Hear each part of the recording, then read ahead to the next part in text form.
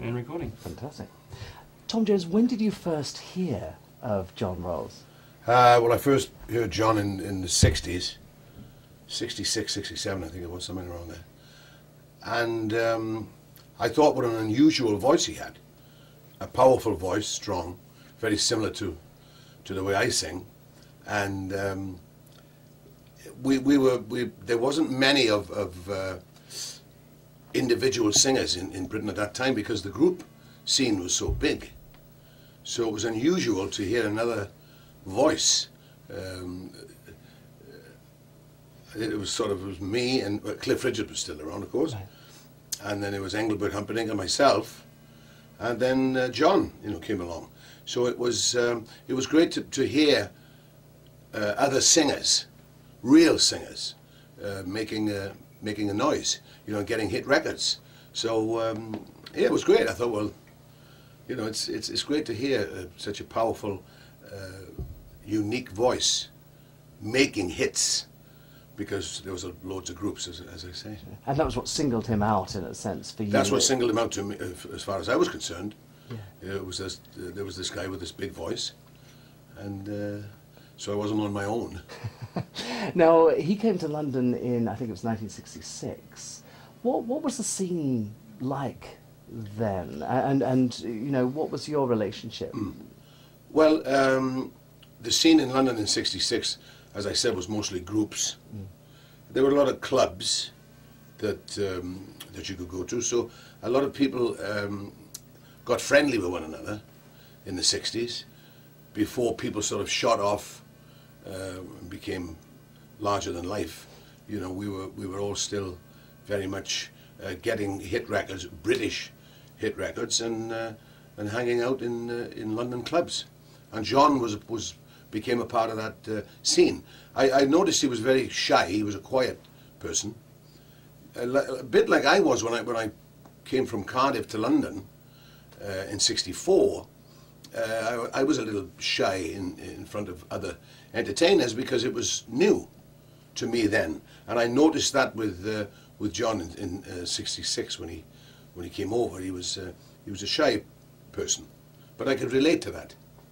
And then we talked about where he came from, New Zealand and rugby, which me coming from Wales, there's a similarity between the both of us because we're individual singers, and we come from very similar backgrounds.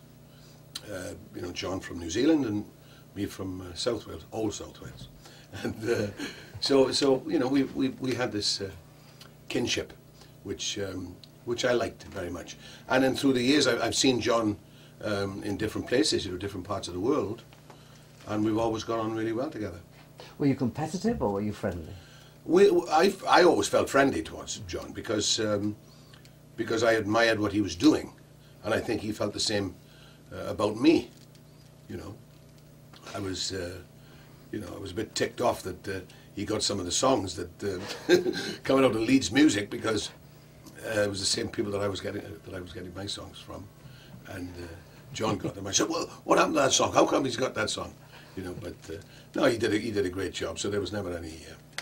We never felt we were in competition.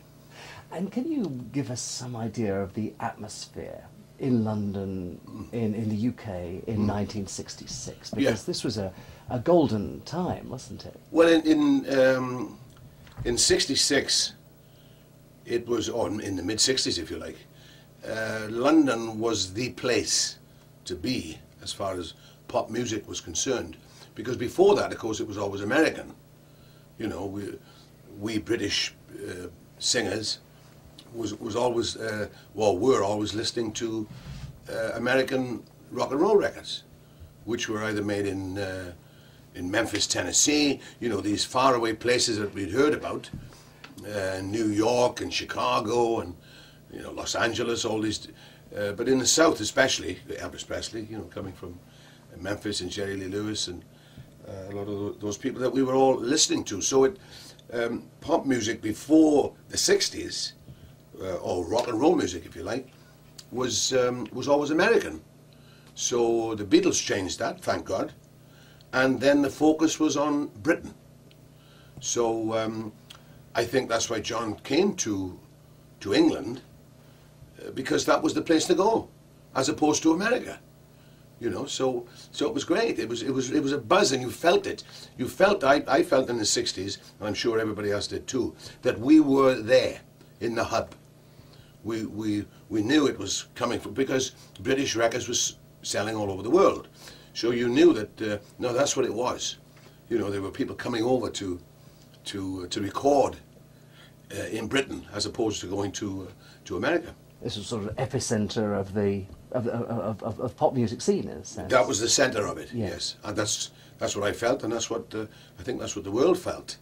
You know, it had moved from America to Britain in the 60s, so we were a part of that, and John was a part of that. I'm sure he felt the same way. And how did John Rowles fit in?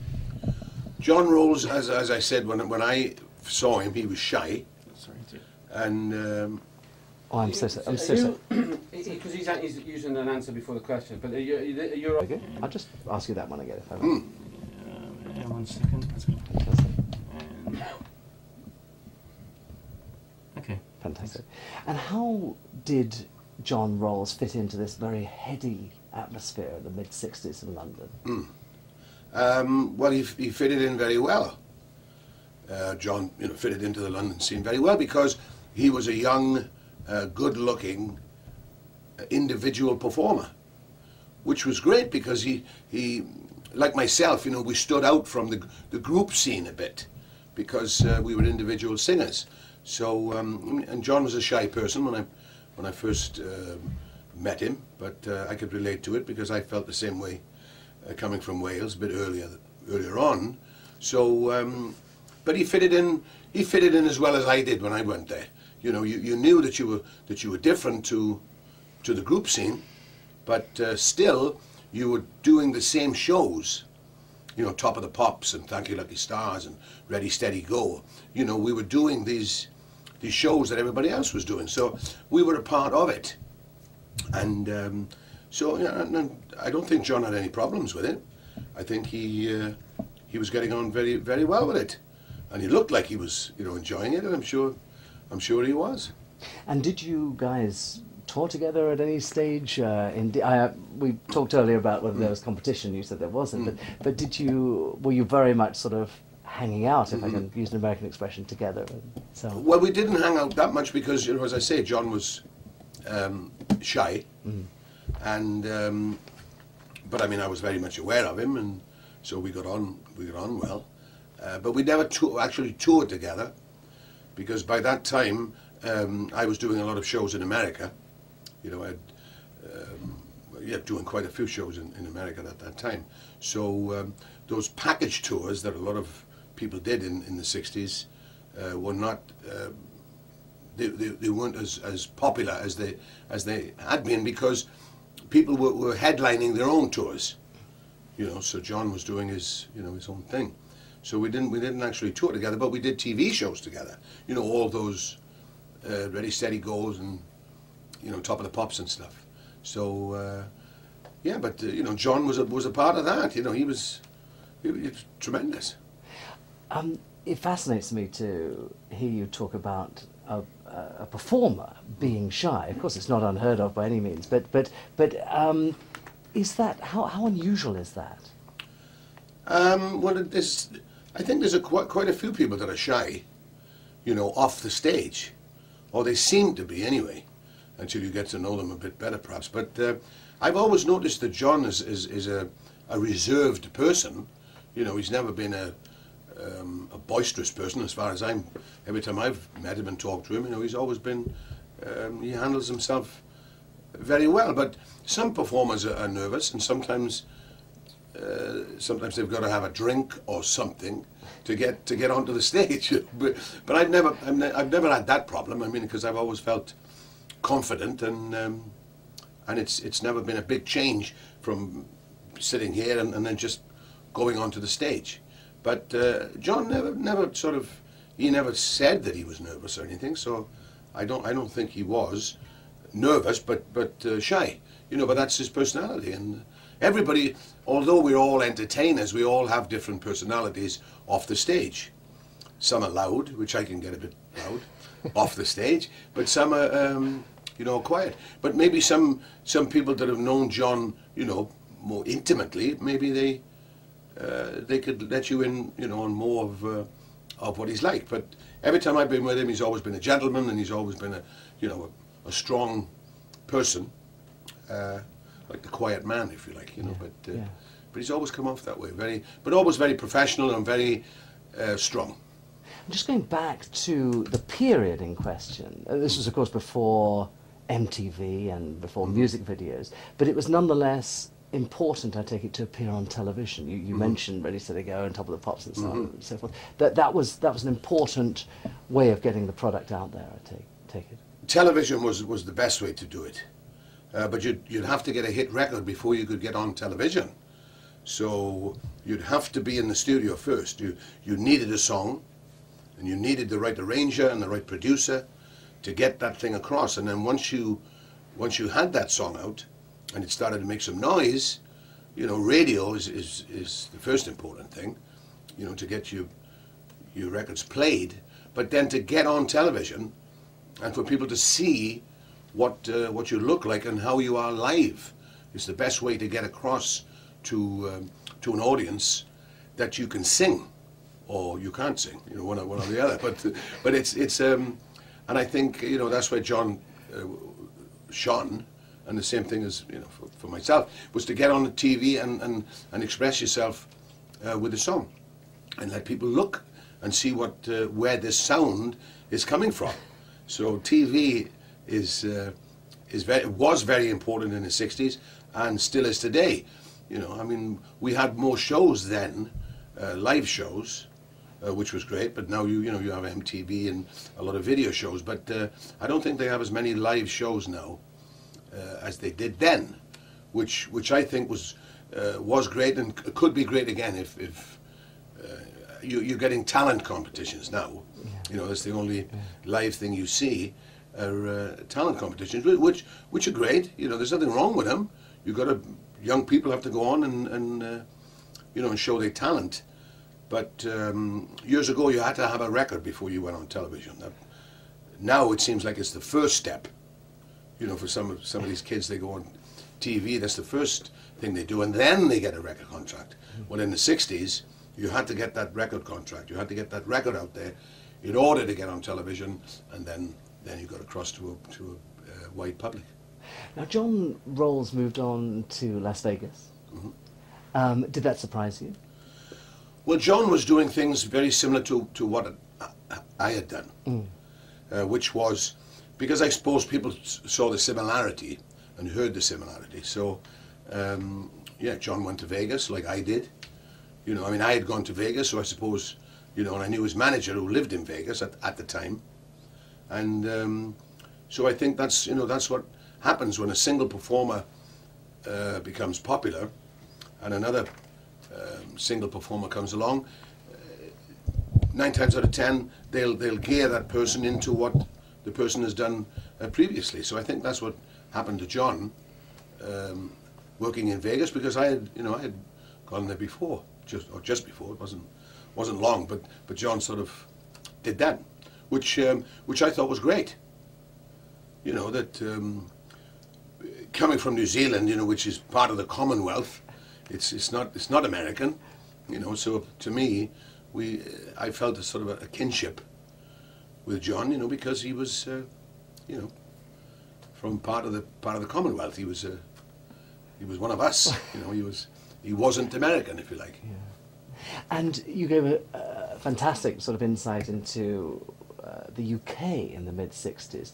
What was Vegas like at that particular time, and how difficult, how receptive was it to non-American talent? Well, Vegas, at the time, there was quite a few singers in Las Vegas. You know, Sinatra was there, of course, Sammy Davis and the Rat Pack. That was going on. And then I went into Vegas in '68.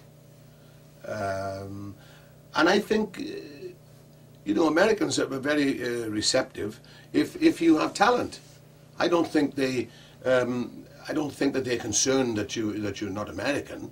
It's they just want to see what you can do, you know. And if you're good and they like you, then fine, you know. I mean, it's they've had specialty acts from all over the world going into Vegas, you know, different nationalities, and so that's, you know, that was happening then as well.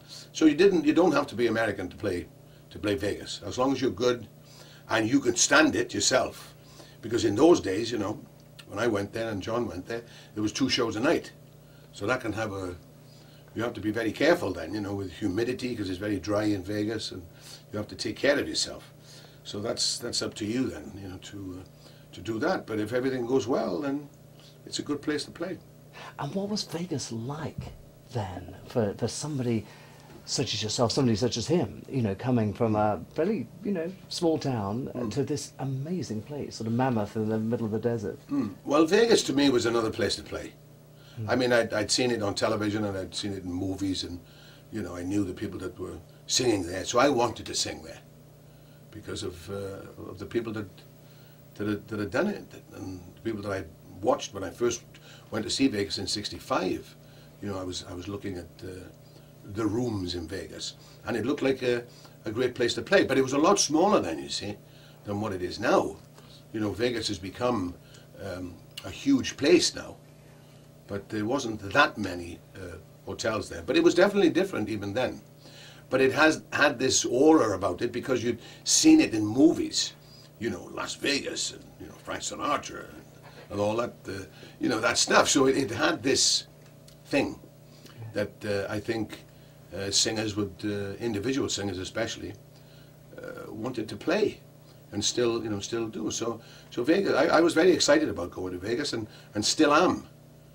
And I'm sure John, I mean, I didn't hear anything from John to the contrary. I mean, I think he enjoyed it as well. So yeah, it was good. And the make sure I've got this right in my mind, the attraction was, in a sense, following in the footsteps of Sammy Davis and the Rat Pack, was it? That was the lure of Vegas at that time. Yeah, well, it was, you knew there was a lot of show business there. You knew that there were a lot of shows going on there. You knew that a lot of people went to see people in Vegas. So it was, you know, it sold itself. So, yeah, I think that was the attraction was for me anyway, that I went to see it in '65 and saw all these people. And thought, you know, I'd like to do that, and so that was it. So it was definitely, yeah, a big attraction to Vegas, especially for individual singers. Yeah. You know, I don't know whether the British groups wanted to play there. They do now because they have a lot of rock bands and stuff going in, you know, for one-nighters and stuff, and they have a lot of different hotels like the Hard Rock, you know, Planet Hollywood. You know, there's these places now, so it's opened up to all kinds of entertainment. But in those days, I think it was more for the single performer, unless you were in a show. You know, they had dancers from all over the world, you know, in these big reviews that they were going on as well. But it was nice. It was nice to see all the reviews, you know, and you felt you were in show business. And how did you know, you've mentioned already that there are similarities. One of the similarities between you and John was coming from a small, coming from a small town. What was that like to walk out on a stage in Vegas? You know, aware of your roots, aware of where you've come from. Well, I think that happens coming from a small place. I think that happens the first time you ever go on national television. Right. You know, that's the time you.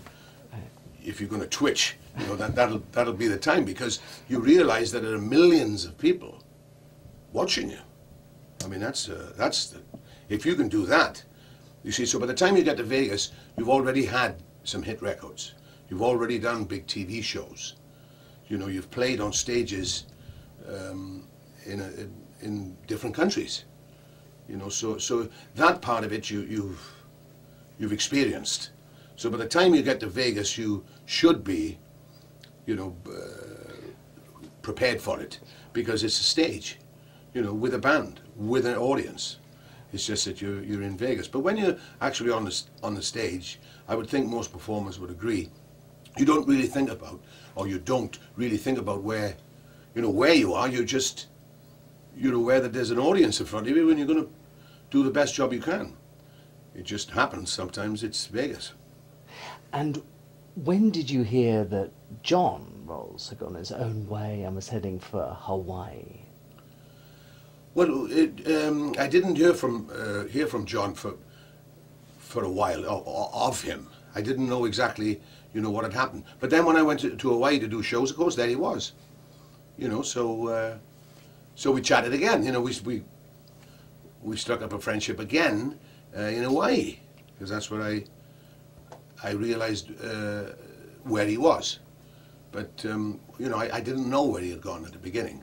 You know, when he sort of disappeared from the British scene, you know, and I didn't see him in Vegas, then I thought he had gone back to New Zealand. And then I saw him in Hawaii, and he said he had this gig in Hawaii, you know. So I said, can't be bad. It's nice here. It feels nice. Plenty of humidity, very good for the throat. And so he seemed like he was enjoying himself. So that, you know, that was it. Were you surprised that he stayed as long as he did? I wasn't really thinking. To me, John seemed like he was having a good time. It seemed, when I saw him in Hawaii, it seemed like he was really enjoying it. You know, and he had this gig and he loved it, and that was it. So that's, some people are like that. You know, if they, I mean, there's some people that are in Vegas all the time. You know, they say, this is where I want to sing, and I don't want to bother with anything else. I mean, some people do that. Well, you know, I've still got this wanderlust that I like to travel around. But I mean, if John, you know, he seemed like he was very comfortable in Hawaii. So there you go. And did you know what a Maori was before you met John? I knew what a Maori was. I mean, the All Blacks, you see. Wales have always had trouble with the All Blacks on the rugby field. So I knew exactly who the Maoris were. No, but I mean, I knew them from movies, you know, and Captain Cook, and you know, all the. So I knew what they were, or who they were, and especially when I went to New Zealand in '66, I was there. You know, so I saw them firsthand. But I mean, I knew who Maoris were because of movies and the All Blacks. Now, John apparently thinks that he could have been an All Black. Did you guys talk about rugby at all? Did any of that? Yeah, we talked about rugby. You know, I mean, and I knew John loved rugby, and he told me so. You know, and he said he thought that he could have maybe gone further with it. You know, and I said, well, I didn't want to go any further with it, because once I got tackled a few times and it hurt. So I knew that I wanted to be a singer. There was no question in my mind between a rugby player and a singer. But with John, I think he loved it that much that, and apparently he was very good at it when he was young. So he could have gone that way. I don't think you can do the two. I've never heard of a singing rugby player, you know, because. But I realised that John must have been a good rugby player, because he still had all his teeth. It's a rugby player. They lose them very early, you see. Tom, thank you so much. I've been asked, and I'm embarrassed to ask this, Is that the singing? can you sing? And I completely understand if you would rather yeah, not. better not. No, Yeah, I think that's probably quite understandable. Anything else you would like to? Anything I else leave his songs to him. Anything else you would like to add about John Rowles before we finish? Well, I think John Rowles is a great singer. Sorry, just once more. Just use the spoke of it. Okay. I'm so sorry. Please go ahead. I think John Rowles is a great singer, and I would like to hear more of him, because you know, he should be. I mean, I don't know exactly what he's doing in New Zealand now, you know, because I haven't been to New Zealand for a while. But you know, he's a rare talent, because a voice, you see, is a God-given gift. You know, you can learn to sing to a certain extent, but the tone and the natural flair for singing is a God-given gift, and John definitely has that. So I hope he's doing as much as he can, because he had great success, and I wish him more of the same. Fantastic. Thank you very much. Great pleasure. Thank you so much. If you go to New Zealand, or do you normally catch up with him when Yeah. Sorry if you Oh, look at Andrew, that's a very good point. If you go to New Zealand, do you catch up with him, or would you catch up with him? When I go to New Zealand, I would definitely look up John Rowles. I mean, and he comes to see if he's there, because sometimes I've gone and he's off on tour. You know, that's what's happened. In Australia as well, sometimes I bump into him. But when I go to New Zealand, definitely we hook up. And chat about rugby. And chat about rugby and singing, of course, and whatever. I ask him what's going on there, and he asks me what's going on with me, and we see eye to eye very easily. Thank you so very much. That's all Great right. pleasure.